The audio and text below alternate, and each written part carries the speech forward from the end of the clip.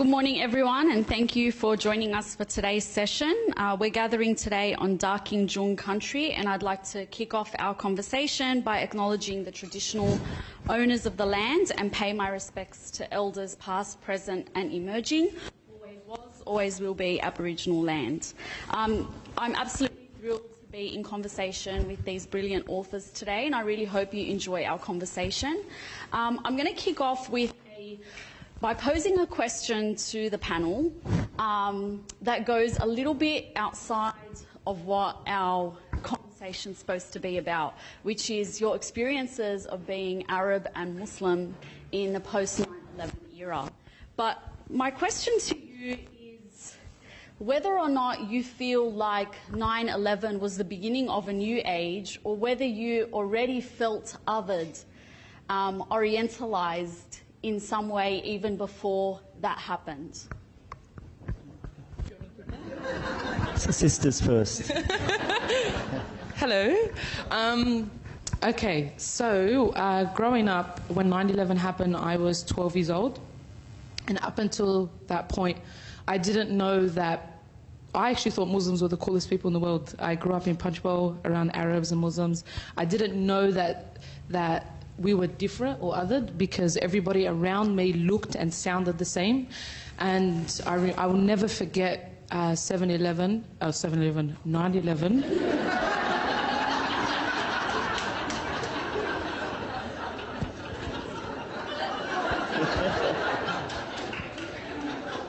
I'm so embarrassed.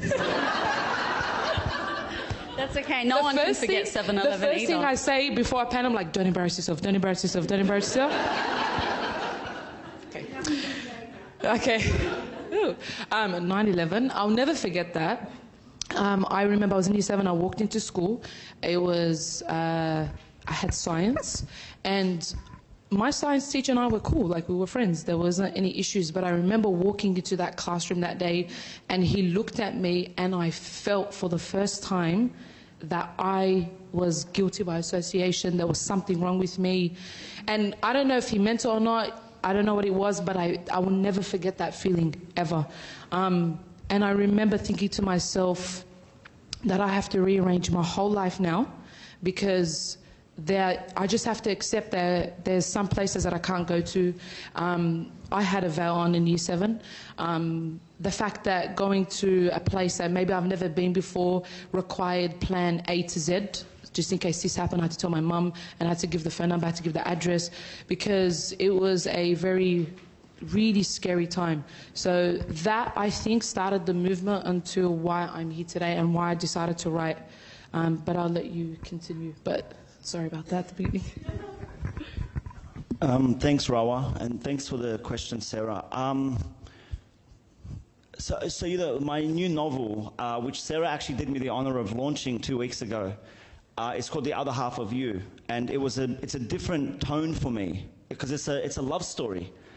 It's a beautiful book. Thank you. But you know, it's so interesting because it's the first time in my entire life, I've been a writer for 20 years, it's the first time that I'm actually doing interviews where people are asking me questions about love, you know, and it's because it's the first time that I'm talking about love as a writer that I've started to realize how unloved you are if you're growing up in Australia as an Arab Muslim man. So your question was about did things change because of 9/11? Kind of, because I feel like there was a horrible wave that was very specific to Australia that was already building.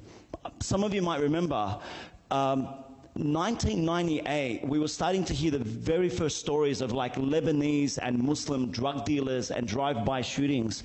November 3rd, 1998, front page of the Daily Telegraph, you had young men who were 14 and 15 years old on the front page of the newspaper, and the headline on the Daily Telegraph was, "Dial a gun, gang says it's easier than buying a pizza." And it was all these boys who were in my neighborhood, you know, these Lebanese Muslim boys. The thing is, they were actually taking the piss. They were lying to the journalists. They were just pretending to be their, you know, ghetto gangster, fantasy rapper characters, you know, but the media really ran with this narrative that, you know, these young men can get a gun easier than getting a pizza. And the irony is that on the cover of the newspaper, the photo, one of the boys is doing that. Like, how is this being equated with a kid who can actually get a gun? You know, like he had to literally use his fingers. And then in the year 2000, the SCAF gang rapes took place. This is a series of gang rapes, incredibly heinous crimes that took place in the western suburbs of Sydney. Australia has a very long history of gang rape that is horrible. In Blacktown, Anita Cobby's torture, rape and murder by the Murphy brothers, who were white men. In Stockton, you know, the Lely case, which is a very famous film called a film and a play called Black Rock. Again, you know, a gang rape which was perpetrated by white men. But this was different because this time it was Arab and Muslims. And so the way the media and the journalists and the politicians framed the problem as this is Arab and Muslim culture being imported. And that's what's destroying our society. That's the year 2000. So then 2001, the September 11 attacks, by then we had become what a lot of cultural theorists call a folk devil. One minute you're a gang rapist, the next minute you're a drug dealer, and then the next minute you're a terrorist, and you're kind of moving in and out of those categories. It comes to some kind of bizarre climax by 2005, the 2005 Cronulla riots, where 5,000 white Australians are literally marching on the beach, looking for anybody that looks like us, and physically assaulting them. I think for now that answers the first part of your question. Yeah, I mean, I'm hopeful we're going to delve deeper, but that's the first component. And so I wanted to ask you how you bring the experience of your political subjectivity as race subjects, as gendered subjects, as Muslim subjects into your writing. Because it might not occur to the audience, but though they are both Arab and Muslim, their experiences of being Arab and Muslim will be very different based on their gender. And an Arab Muslim girl who doesn't wear the hijab or the headscarf will have a very different experience moving through the world than an Arab Muslim girl who does wear the headscarf, because that headscarf is a signifier of something. So I wanted to ask you how you bring those intersections of your race, your gender, your religion, your class into your writing.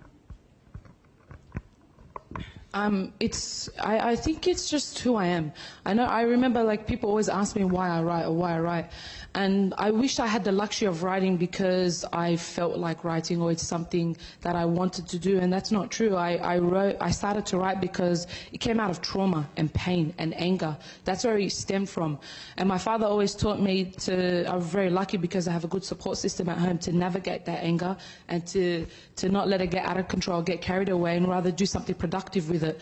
And so if I'm feeling like as though that the whole world is against me, well, what can I do? Growing up as a Muslim and a visibly Muslim woman, I always felt that everybody else was telling my story, everybody else was using, even if it was a good way or a bad way, but trying to defend me or not defend me, but I never felt like I could use my voice, ever.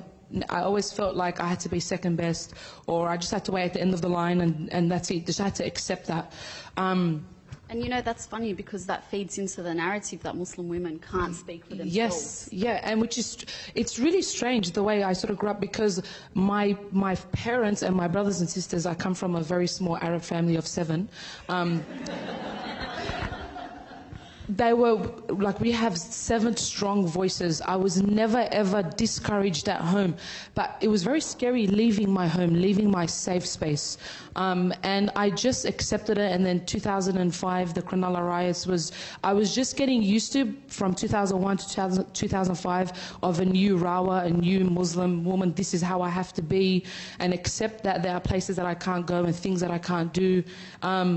Not necessarily that maybe the world didn't put that pressure on me, but I was putting that pressure on myself as well. And I was just getting used to it, and then 2005 happened, and it took me back all the way to that trauma and pain. And any progress that I was making seemed like it went out of the window. And then I'll never forget this. I'm a sports fan. I went to a rugby league match. And this sort of started everything. And I have friends from all over the world, but the friends that I don't know how this happened, but the friends that I decided to go with to my first rugby league game were all white. There's nothing wrong with that, but I'm just saying, there's a context. There's context to why I'm saying that. They were like, let's go to the footy. I'm like, yes. And then I went, and it was Bulldogs. I'm a Bulldog supporter. And yes. Yeah. And it was against St. George. And when I was sitting down, and then they chose the seats, and as soon as I sat, I felt so uncomfortable because everyone around me didn't look like me or sound like me. And I remember two men sitting behind me, really gigantic men, what you would assume they would look like if they were at a footy game, drinking beer. And I immediately was, like, my heart started to beat really fast because I thought, I don't know why, I just thought they were racist. It's like me thinking everyone's stereotyping me, but I was doing the same thing. And I was like, oh no, I don't know how I'm going to survive this game. And I was panicking, but my friends didn't recognize my anxiety because they have never experienced it. They can go to a match and it's fine. And I was sitting down, and I remember it was the 12th minute mark, and the Bulldogs scored, and I'm Arab, I can't keep any emotions inside. I just jumped up and I started screaming like, yes! But they jumped up too. So they jumped up and started cheering as well, and I turned around and I was like, what? And they're like, you go for the Bulldogs? They're like, yeah. And I was like, I go for the Bulldogs too. And we became best friends by the end of the game. But putting myself in an experience that changed my whole sort of outlook, it's not to say that racism doesn't exist, of course it does. But I think when you meet people and you put a face to a name, and that, like, sport really did break so many barriers, which is why that's how the idea came about for my book, The F Team, and I spoke about sport.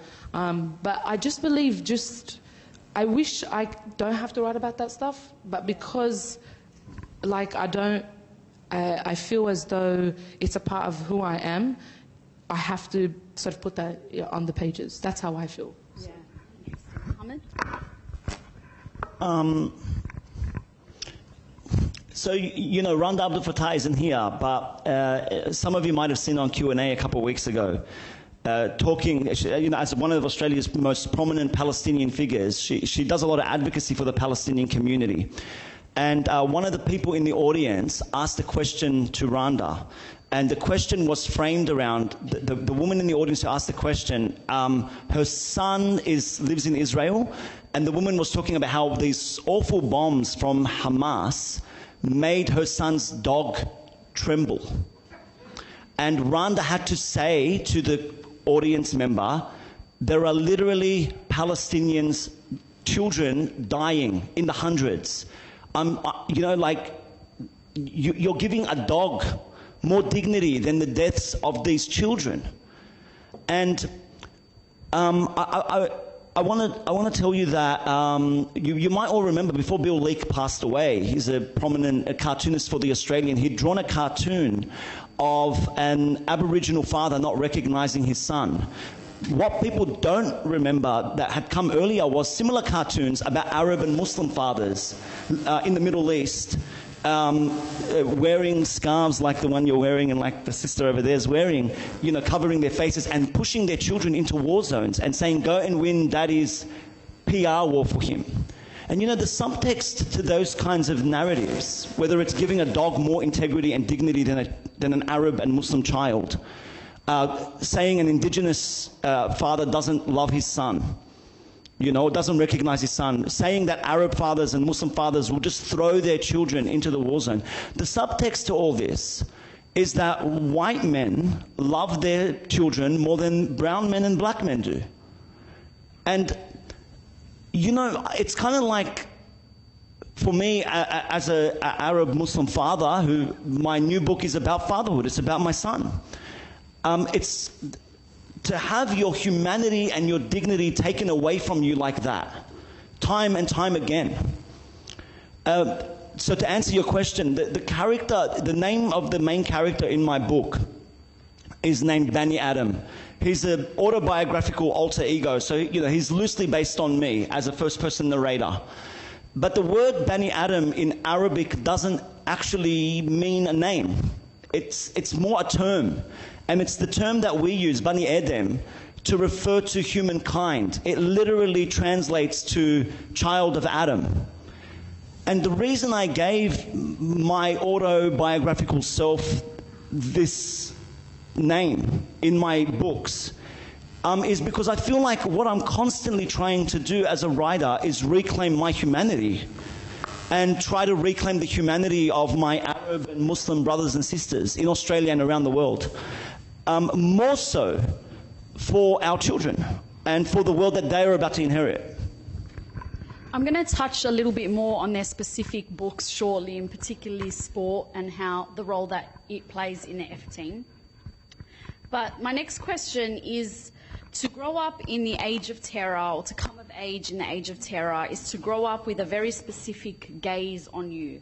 You know, for Arab Muslim male in particular, it might be terrorist, it might be rapist, it might be angry man, whatever.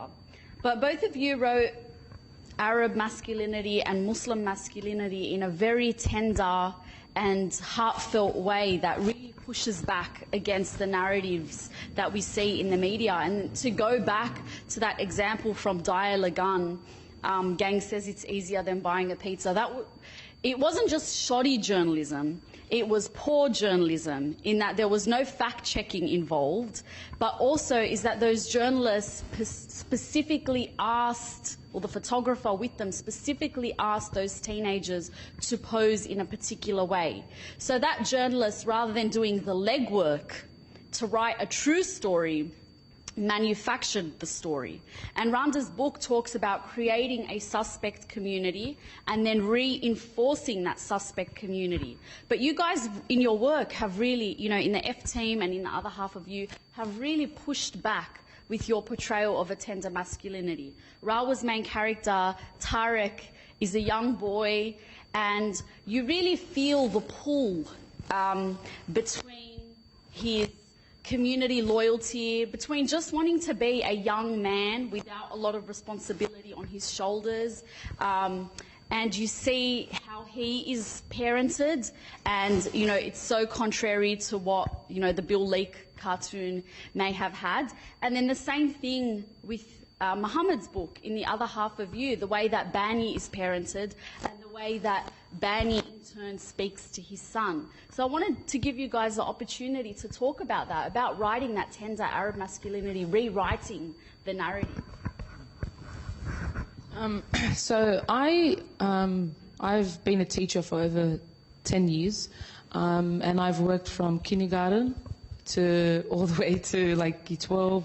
I also supervise university students, but what I used to do once a week is I became a youth mentor, and I worked at Punch Bowl Boys. If you don't know anything about Punch Bowl Boys, no? Okay.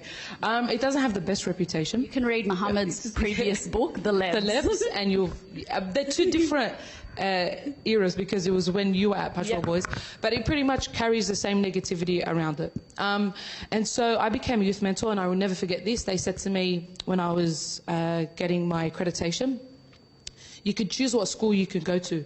And I remember I was with like 40 or 50 people in the classroom, and we had finished, and everybody was choosing, and not one person chose Punch Bowl at all. Oh, wow. Not one. And they didn't know I was from Punch Bowl. I still live there. And I was so heartbroken. I was like, oh my goodness. Then I went up to the guy that was doing the workshop, and he says, no one ever picks Punch Bowl. Ever. He's like, you're the first person. And I was like, okay, I don't... Okay. I was like, I'm from Punch Bowl. And while everyone was running away, I just threw myself in, and I remember sitting down every Friday, and I would sit with the boys. They'll give you a little group, and that broke my heart. So even I had stereotypes. I have 4 brothers as well, but they came from a nice family, like a supported family rather. But teaching kids, I've seen firsthand from my own community how hard it is for these families.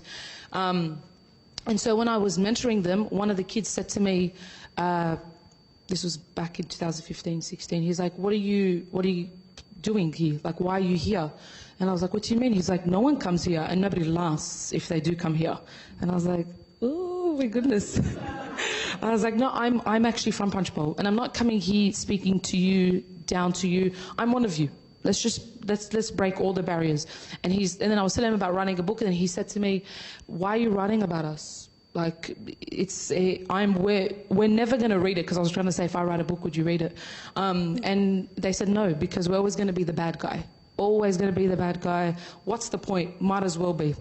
And that broke my heart, and I was like, you're not the bad guy.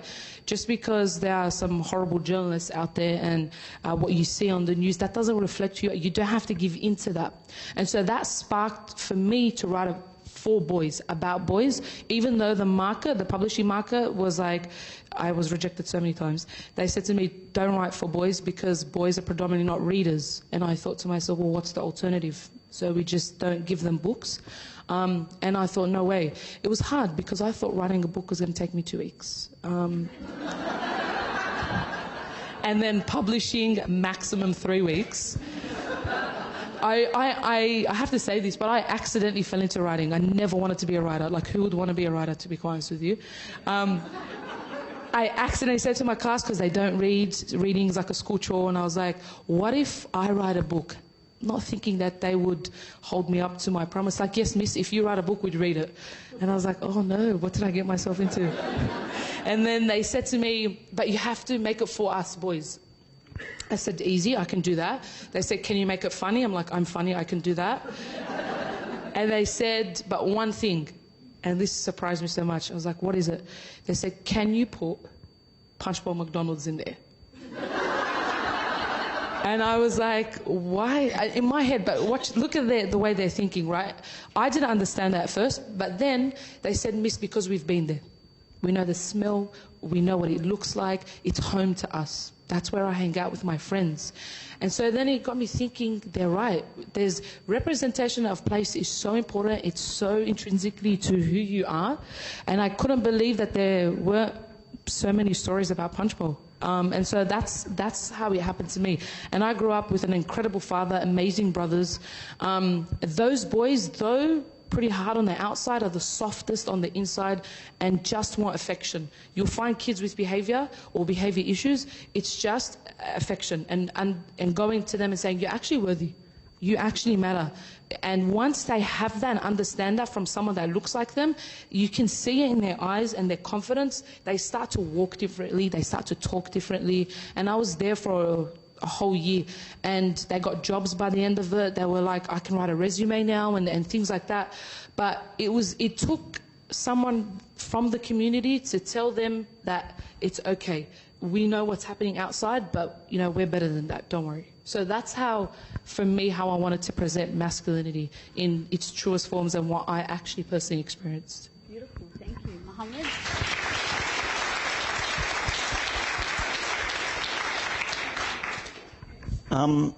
It's interesting hearing Rawah speak, being asked this question, and having this kind of beautiful view of the beach, while being asked to go back to Punchbowl. For me, I mean, the Punchbowl boys I went to in the late 90s and early 2000s was surrounded by barbed wires, literally, from corner to corner of the school. And surrounded by cameras, and if you see the school, it's like, it's a red brick building, it's 3 stories, and it's just got this huge oval, so it literally looks like a prison, to a point where we used to just call it Punchbowl Prison, and the journalists were regularly there to tell stories about us. In fact, I was there recently to do a program for the ABC. And the kids came up to me, and the first thing they said to me was, sir, is this going to be a good story or a negative story? It ripped my heart out. They're so used to negative representation that if they see cameras in their school, they just assume something horrible's happened. The thing is this, that I literally witnessed some of the most horrific incidents in my life in that school. Friends of mine stabbing other friends of mine in the head because somebody stole another boy's phone. So it was an incredibly tense space that was not a healthy space.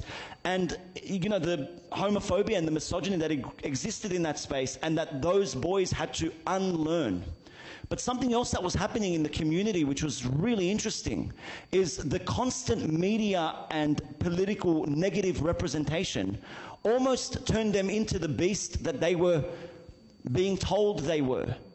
There's a name for this in cultural theory. It's called protest masculinity. It's a symbolic aggression and power to compensate for your marginalization. I'll give you the best example of it possible. We've talked a little bit about Dial a Gun, this newspaper article with these boys, you know, being asked to pose as gangsters and this media concoction.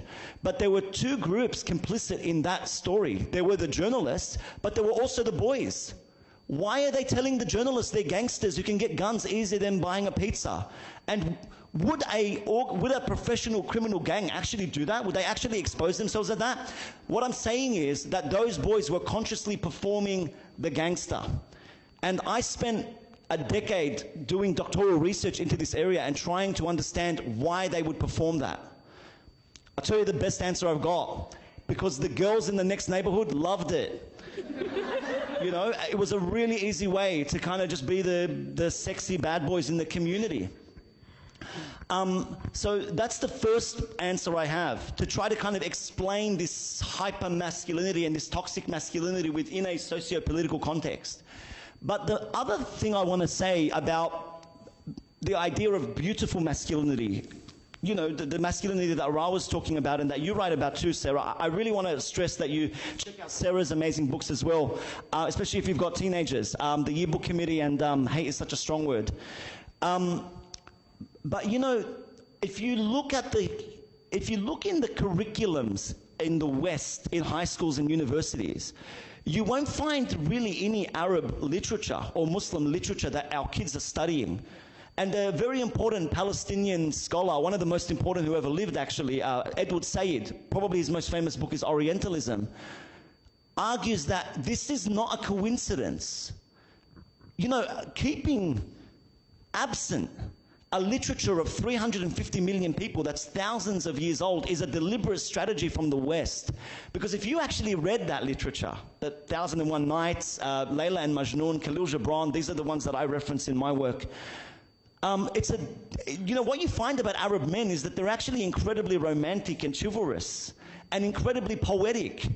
But if you are engaging in it that way, if you are actually reimagining Arab and Muslim men that way as poetic, chivalrous, romantic beings who are gentle and caring partners and fathers, it might make it a little bit harder for your country to illegally invade them and kill them. It might, your citizens might be a little bit more reluctant to support that kind of war. So it's a deliberate strategy to dehumanize us in order to justify the horrible things that have been happening in the Middle East, that the United States has been participating in and that Australia has been backing for a very long time. I want to make one final point about what it means to embrace a kind of beautiful Arab masculinity. And this is probably the most important point I can make today. You know, I think a lot of Arab and Muslim men, and more broadly men of color and indigenous men, they actually can't help being masculine. You know, I could literally grow a beard by the time I was 13, which is very common for Arab men, you know. And I feel like even now, this is the calmest I am, and I still feel like I can come off as quite adversarial, you know. And so, you know, you can't help being masculine. And there's been a deliberate strategy to conflate masculinity and patriarchy. But I think there are a lot of men who are masculine but are not patriarchal. And similarly, I think there are a lot of men who are feminine and who are patriarchal, who can assert a type of benevolent patriarchy. And so, you know, a very important cultural theorist named Bell Hooks is an African-American feminist activist and a writer. Argues that we need to be able to separate that which is masculine and beautiful separate from patriarchy, because when we're dealing with black men and brown men, the reality is that they can't escape their masculinity. And usually when we're dealing with white middle class men, there is a kind of level of an absence of what you see as masculinity, but it's still an ability to assert a toxic form of patriarchy that is usually overlooked or ignored. Yeah, that's definitely something to think about.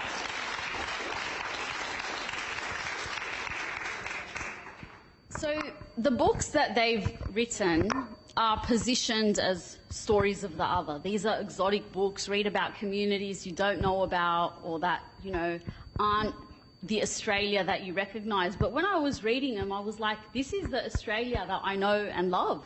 You know, Rawah, in your book, your characters are supposed to be the other, but to me, this is my home. Like, what I could read about was the Australia that we're supposed to be. You know, you've got a dad who trolls his teenage boy. He calls him smart but dumb.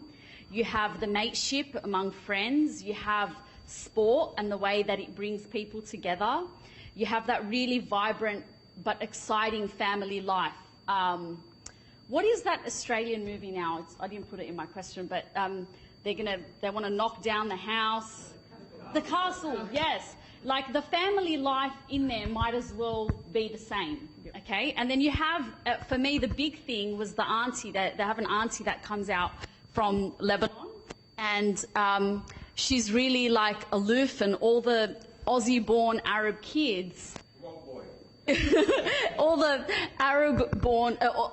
Aussie-born Arab kids make fun of this auntie, and I was like, this is so Australian, because their auntie is technically the same ethnicity as them, but they're so Australian that she's foreign.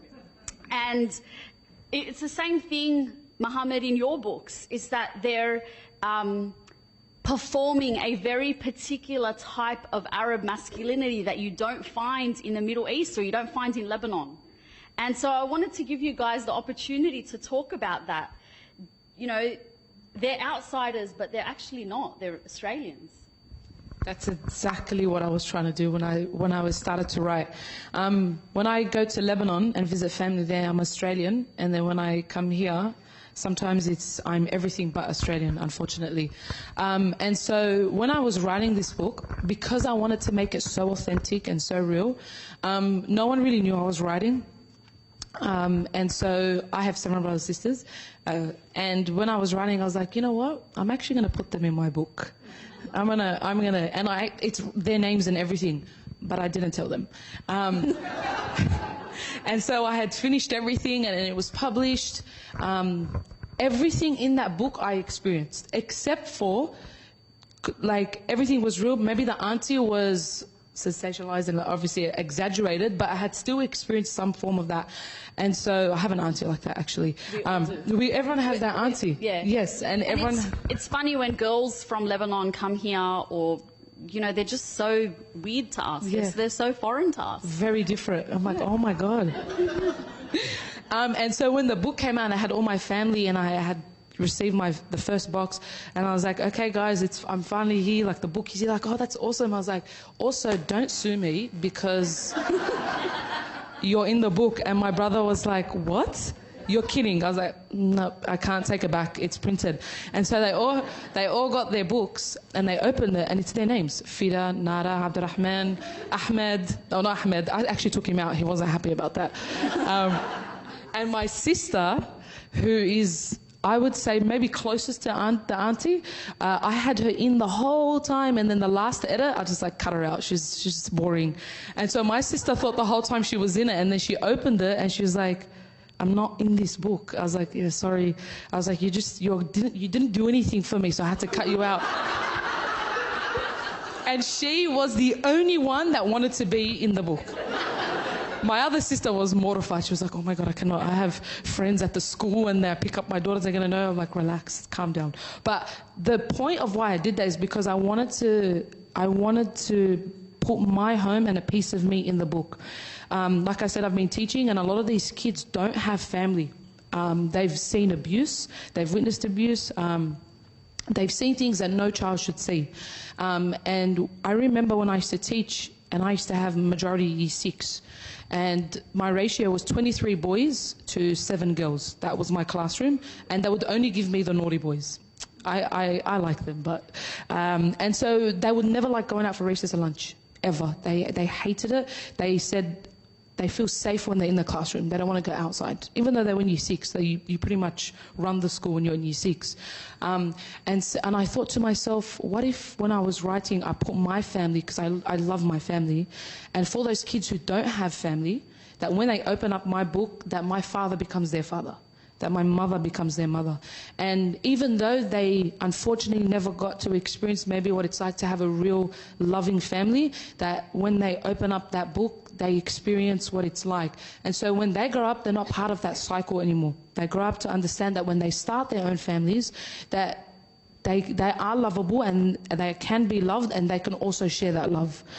Because someone from the community says, you know what, I know what you're going through, I see your pain, I know it, but you can grow up and that can change, that can completely be different. And I got that from my family, because when I was feeling down and feeling like I was the other, my family were like, but you're not. And that safe space at home is very, very important. And so I just wanted to create a mobile safe space for these kids. That's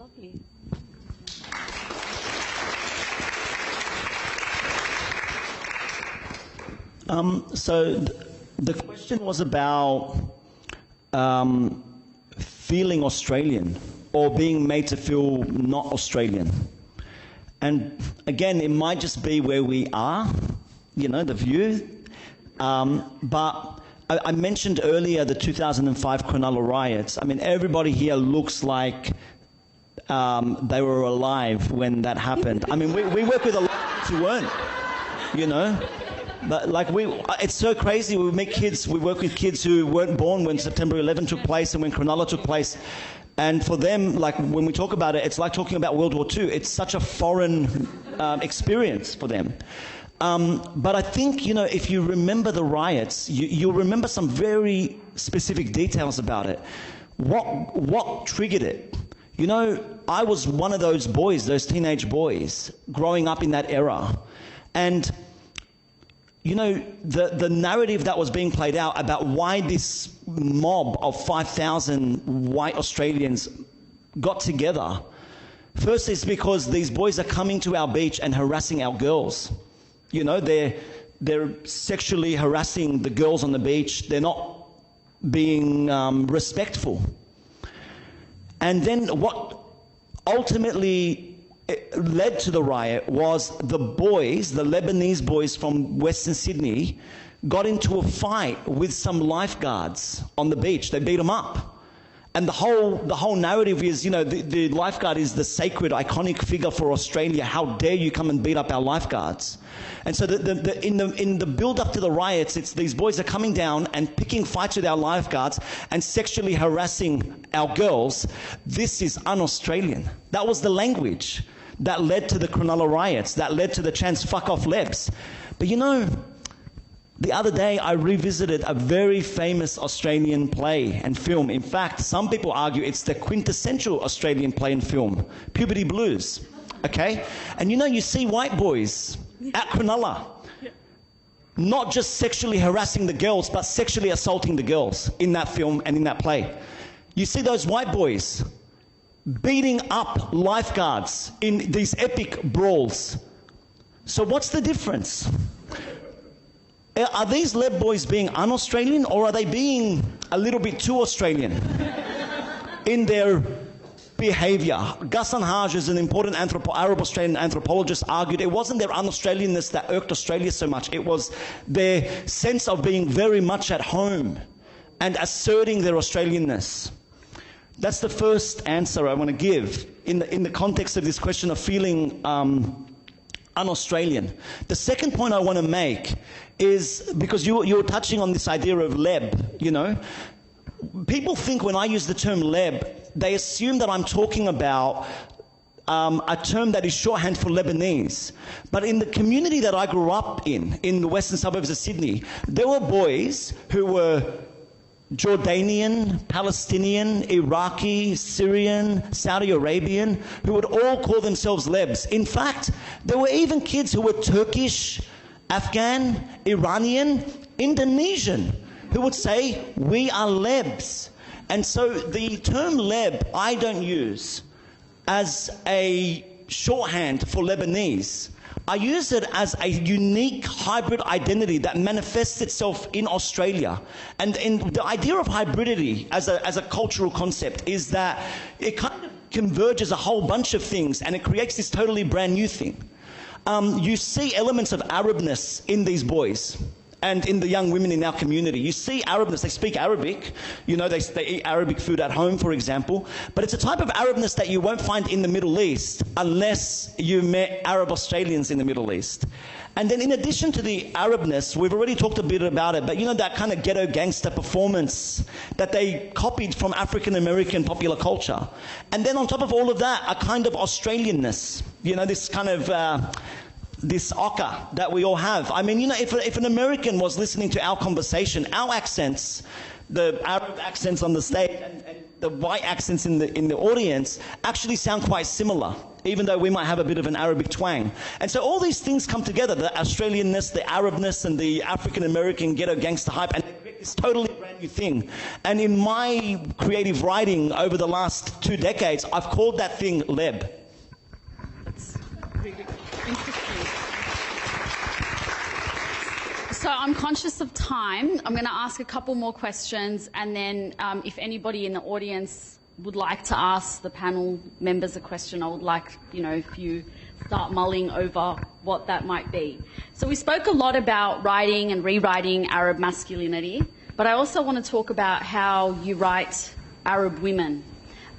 Because there is a perception out there that Arab women are oppressed, that Muslim women are oppressed, that they can't speak for themselves, that they live in a very patriarchal kind of environment.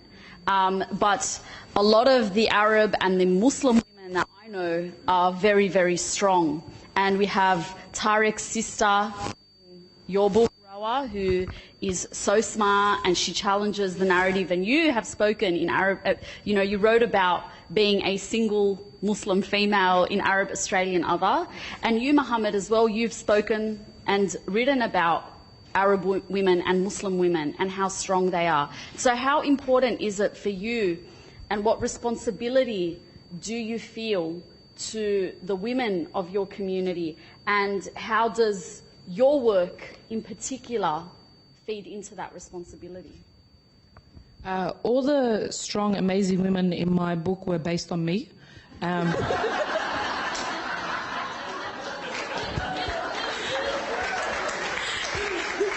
they really were. I love doing this. I always put a part of who I am in each character, yeah. Male or female, it doesn't matter. No matter their age, I just put a part of me. Wait, does that mean I love myself too much? Because no, you're right. I grew up. It's so weird because inside the home, I felt like I was the strongest person in the world, and my father actually said to me, who actually taught me how to be a woman. He really did. He said to me when I was finishing school, I was like, Dad, that's it, I'm finished school, I know what I want to do with my life. And he was like, sure, what is it? I was like, get married, that's what I want to do.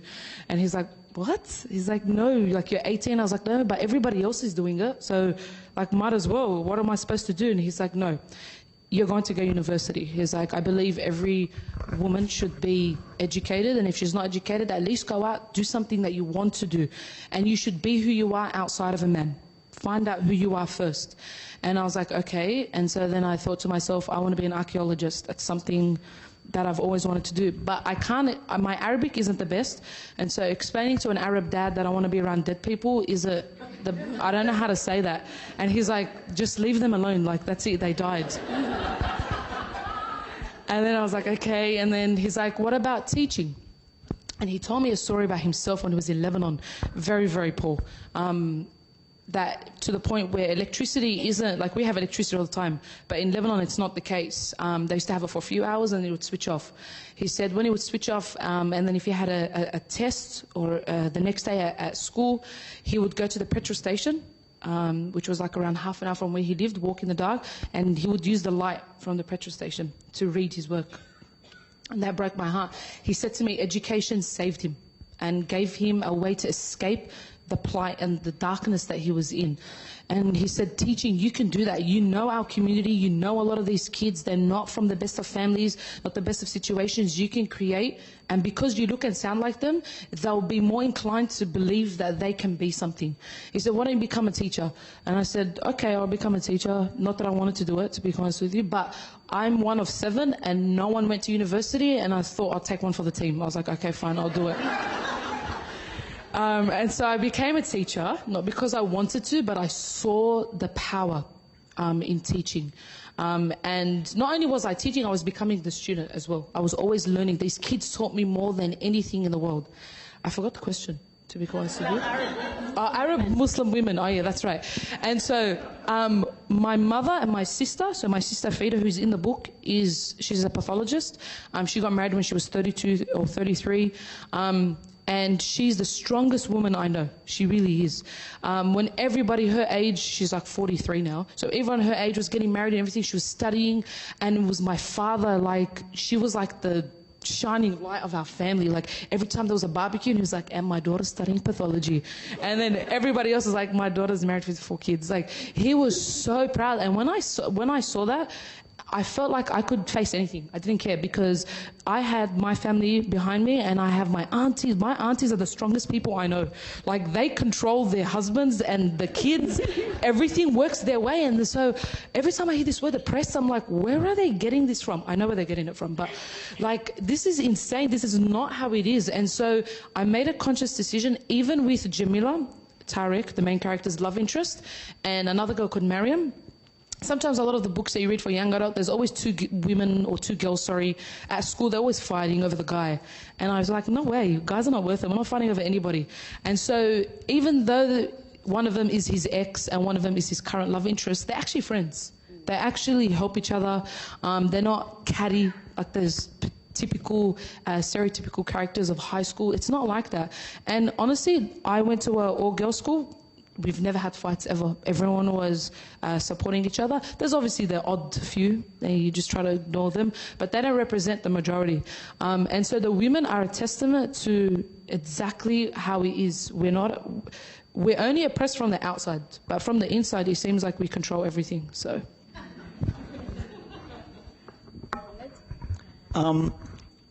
You know, whenever somebody asks me a question about Arab women, strong Arab women, there's an image that comes to my mind.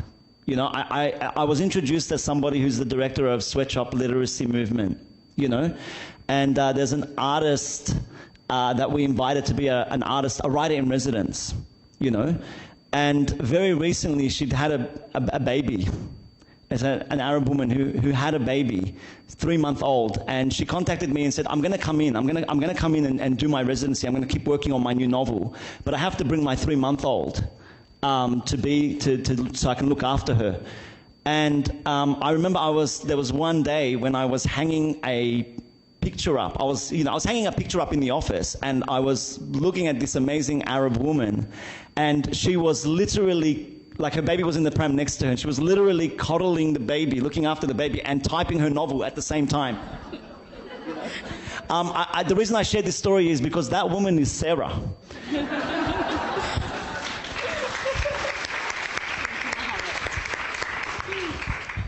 I've never seen it as my responsibility or my place to speak on behalf of the Arab women in my world. You know, for every half-decent Arab man, there are 10 incredible Arab women. I mean, it's not a coincidence that I'm outnumbered today. And you've got to remember that there's another incredible Arab woman who would have been here. You know, the Arab women in our community have always led the way and have always been the inspiration for the men, in fact. So I don't see it as my place or my concern or even my area of expertise to comment on that. My sisters can handle that. My job as an Arab Muslim man is to offer my experience as a man of the women in my life. And here's where things might get a little bit tricky. I don't see it as my responsibility in the way I portray the men and women in my community to say something positive. You know, I'm not interested in counteracting all the negative stereotypes. My job as a serious creative writer is to offer a complex portrayal of my community and any other community that I'm dealing with. And that sometimes means looking at the warts in our community as well as the beauty and the strength in our community. And so this is the best answer I can give. That in my writing, you will find a diverse portrayal of Arab and Muslim women, as well as Arab and Muslim men. On one end of the spectrum, you will find Arab Muslim women who reinforce fantasies of imperialist, white supremacist, capitalist patriarchy. And on the other end of the spectrum, you will find amazing Arab women like the women I'm on the panel with today, who are, educated intersectional feminists. And what I always go back to is my job as a writer on behalf of my community is to show you our humanity. But that doesn't just mean positive portrayal. That means the three-dimensional aspects of the dirty stuff, the gross stuff, the uncomfortable stuff, as well as the beauty and the poetry that can come out of our communities. That's beautiful. And you really get that in their work. I'm actually going to move to question time from the audience now. So thank you for listening, and I really encourage you to check out their books in the bookstore. You won't be disappointed. This is just a fraction. What they've offered today is just a fraction of the depth of their work. So anybody have a question that they would like to ask our authors today? Yes.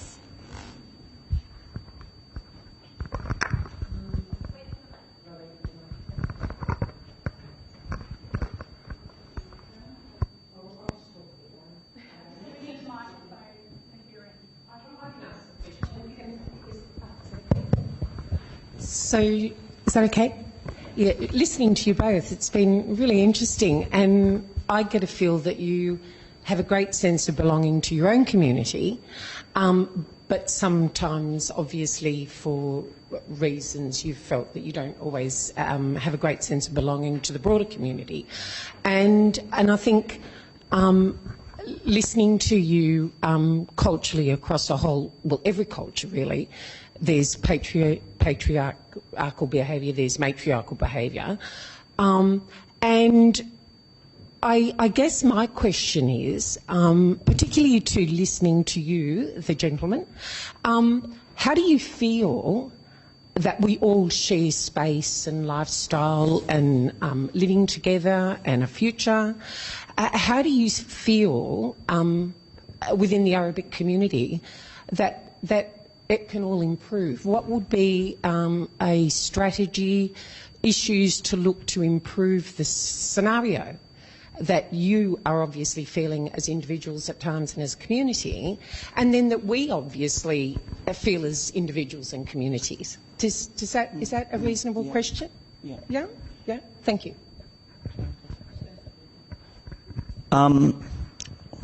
Thank you for the question. I'm going to interpret it in a really simple way. How do we come together? The last 12 months, 18 months has been incredibly divisive. COVID-19, the rise in anti-Asian violence, the Black Lives Matter movement. Shortly before that, an Australian-born white supremacist goes into a mosque in Christchurch and massacres 51 Muslims. When I wrote the Lebs, it was an incredibly divisive book. It came out in 2018. It upset a lot of people. It was very confronting for me to tell this story. Set in Punch Bowl in the post 9/11 era, and looking at this incredibly hyper-masculine, toxic space that I grew up in. And since the Lebs, I wrote a love story. I wrote, in fact, I'm going to be very explicit. I wrote an intercultural, interfaith love story. It's a letter to my son. My son is mixed race. His mum is Anglo-Australian. And anytime somebody asks me, why did you write this book? I say because I feel like it's time for us to come together, and I wanted to write a book about love, about how we come together. So here's my answer to your question. How do we come together? Literature.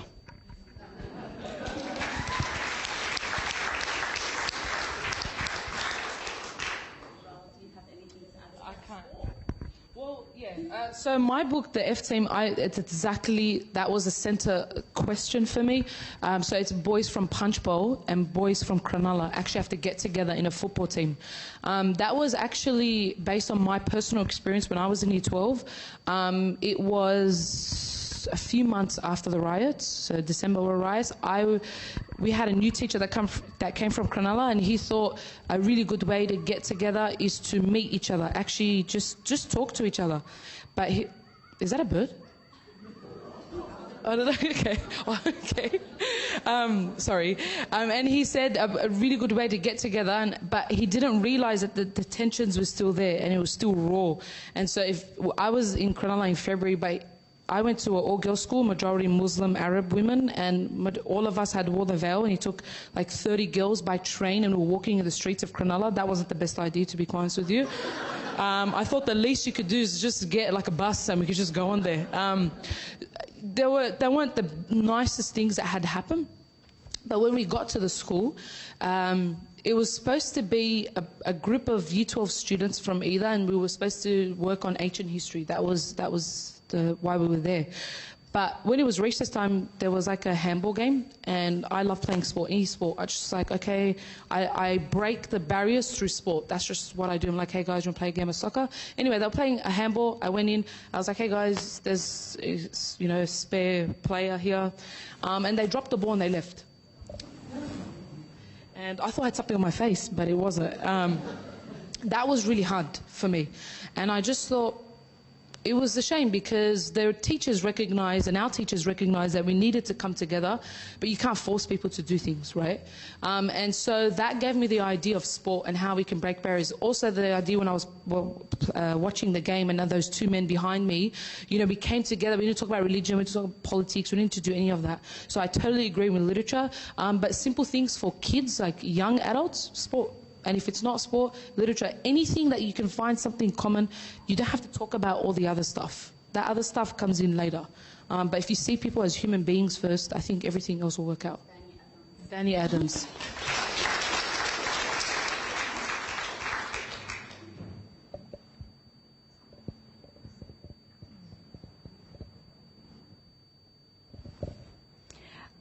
In response to the previous question, it felt like it's like, how do you fit into the broader community? But reality is that we all live different types of communities and lives. Like Aboriginal communities will live differently from, for example, Anglo-white. And it's almost like expecting Middle Eastern communities or African communities to live, like the way that, and because I worked in Alice Springs and there were comments, oh, all these families come and visit their one sick person and they bring like their aunties and their uncles and all the cousins, and it's like, yeah, and that's what they do.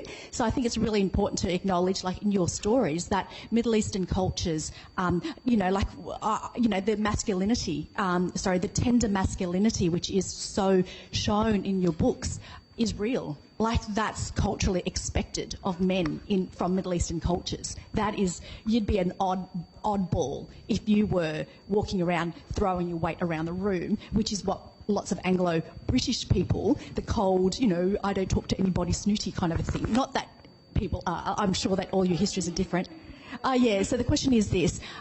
In 1997, there was a survey done that showed that 3% of Muslims were considered 3% of Australians considered Muslims as being non-Australian, but 30% or 33% considered Vietnamese, which I am, Vietnamese Australians as being non-Australian and can never integrate.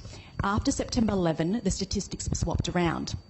So it was 3% of Australians thought that Vietnamese Australians could never integrate, and 33% thought that Muslims couldn't integrate. In my experience, Lebanese and Turkish came here in the 70s, were much more Australian than most people after the Greeks and the Italians, and I've never experienced that. So my question is, with your books, when you show people how, the real story is, do you sort of show that there's also cultural aspects that are worth validating, not just trying to fit into an Anglo-Australian, which we would call assimilation? I just have a simple answer. Another reason why I did write the book, it wasn't necessarily, at the beginning I wrote the book to prove to everybody else that we're just the same. Like, look at us, we have barbecues, we go to the beach, we play cricket, we do all those things. But halfway through writing, it's a very therapeutic process for me personally, is that I didn't need to do that. And so I changed my whole story. My story was actually set in Cronulla. There were much more white characters because I said nobody wants to read about Arab Muslim characters. I actually thought that myself when I first started writing. Punchbowl didn't even exist. It was the family had moved from Punchbowl all the way across to Cronulla. I changed everything. And it was actually my publishers said to me that we can clearly see that you have no idea what you're writing about. Very weak writing, because you write best about what you know. And so I went back and I had to rewrite my whole story, and I set it in Punchbowl. I had more Arab characters came in. It was at Punchbowl Boys.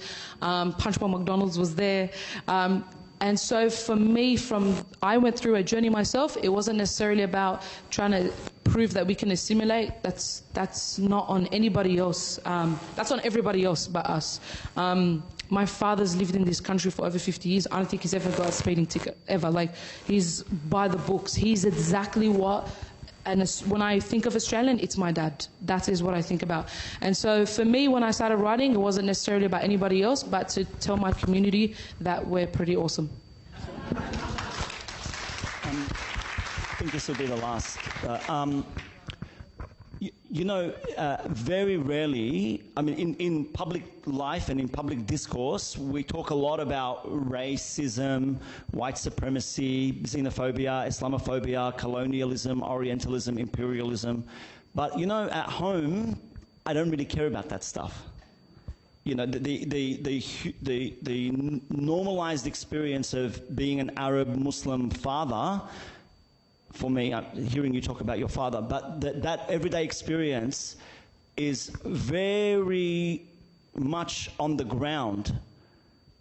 And so the best way I can answer the question is just by showing you what it's like in my little world. I just quickly want to tell you. I want to just show you the way I see my dad and the way my son sees me.